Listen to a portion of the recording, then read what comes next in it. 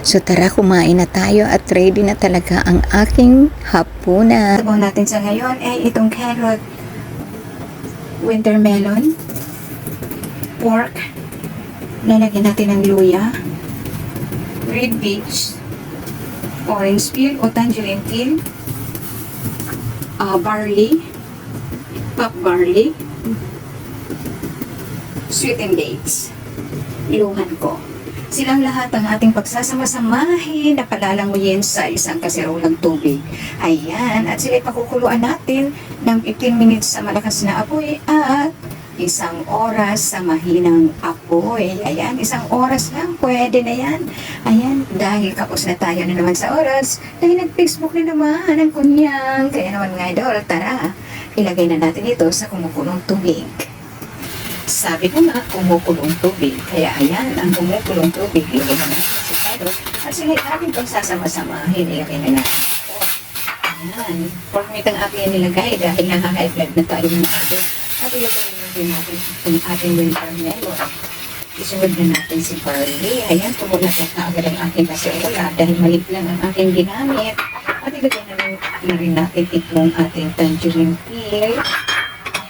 At ito na rin na luya. Isabay na natin itong sweetened dates. Luhang ko. Red dates. At ito rin na pop barley. Ayan.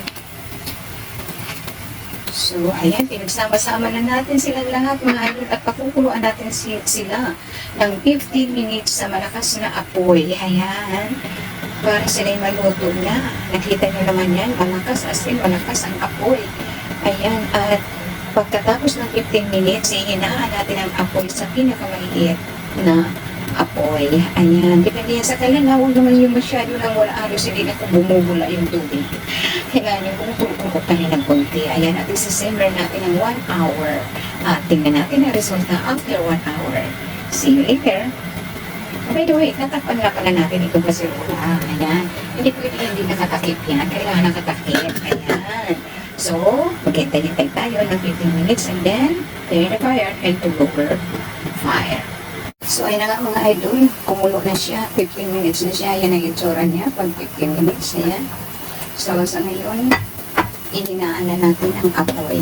Ayan. Siyempre, tatakpan natin. Naatan natin ang apoy. Ayan. So, yan ang pinakamaliit na apoy dito sa aking kalan, mga idol. Ganyan lang ang boil niya, ang pakukulo niya. No? So, isisimmer natin yan ng 1 oras. Magkita-kita tayo mamaya after 1 hour.